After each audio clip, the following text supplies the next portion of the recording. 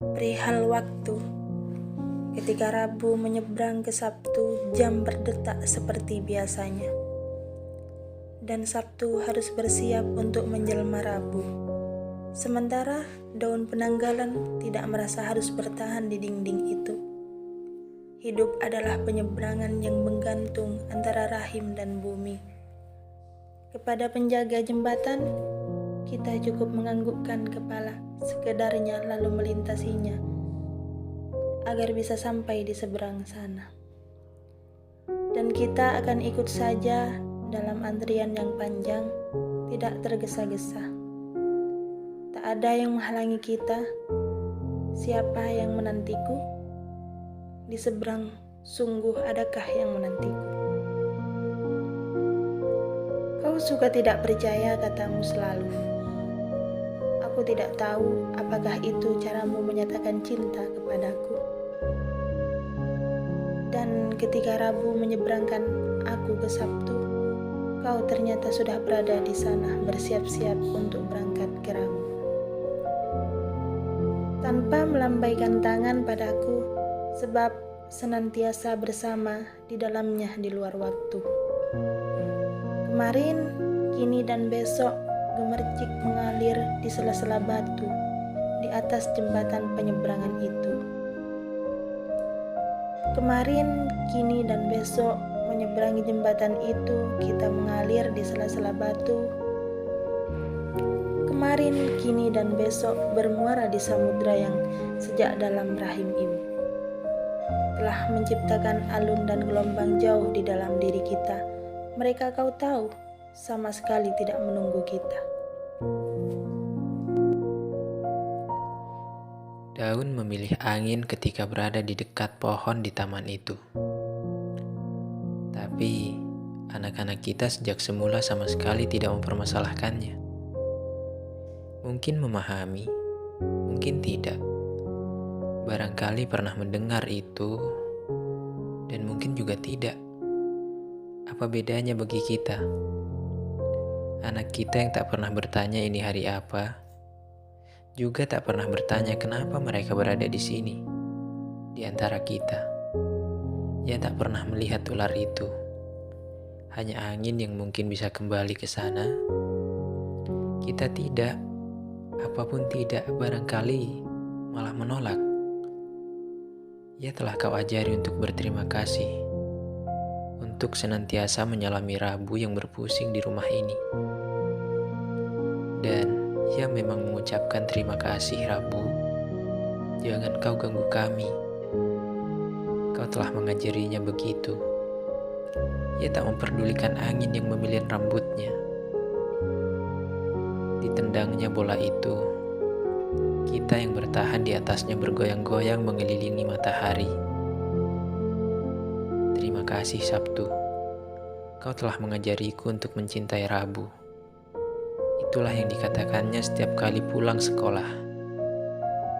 Tetapi, senjakala milik satu-satunya itu telah menguburnya dalam besok, yang tak akan bisa kita gali. Kita telah sepakat untuk menjadi bidadari dan malaikat, agar ia tak mengenal kita. Biar ia cium putri yang tidur di tengah hutan, agar cucuku tadi bersorak.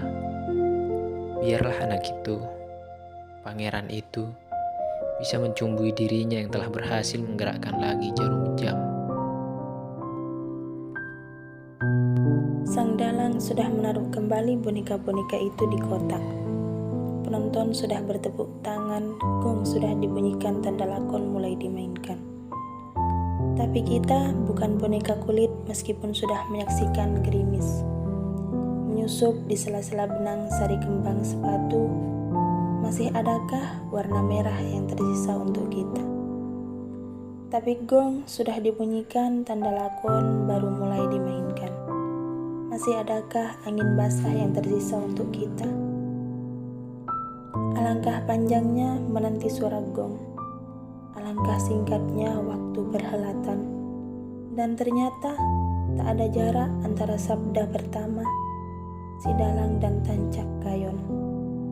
Di awal permainan, pohon itu dicabut di akhir ditancapkan tepat di pusar kita. Apakah permainan sudah usai? Lakon baru saja dimulai. Apakah Ayang sudah kembali ke kota? Lakon baru mulai di dalam kota. Apakah Dahlan sudah mengucapkan kata penghabisan? Dalang akan segera memulai suatu perjalanan. Gong sudah dibunyikan, begitu pendek lakon, begitu panjang menunggu sampai selesai permainan. Sisa gerimis yang dikembang, sepatu tak lagi mengirimkan angin. Sejuk karena kita sudah di dalam kota, ditata rapih dan tak ada lagi dalang kita. Harus memulai sendiri suatu lakon setia menunggu suara gong, menyusul waktu yang akhirnya sejak lama sudah diramalkan.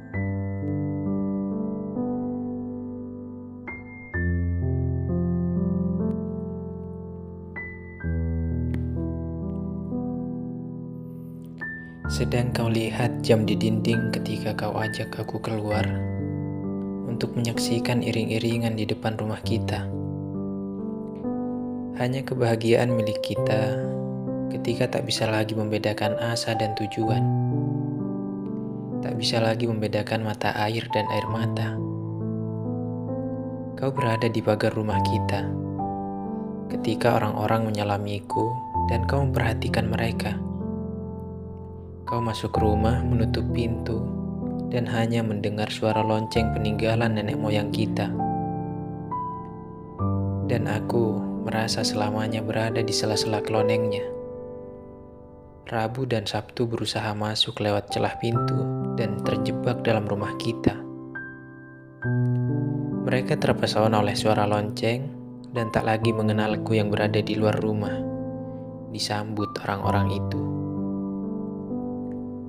Besok, kini, dan kemarin bermuara dalam bacaan, dalam kelesuan dan telinga hening. Dan telinga hening itu masih sempat ku dengar. Kau membaca yang huruf-huruf demi hurufnya, terus senantiasa menenteramkanku, melembusku bagai angin awal penghujan yang pernah di bumi dan dipilih daun gugur itu. Aku, kau, tak berhak lagi berurusan dengan waktu.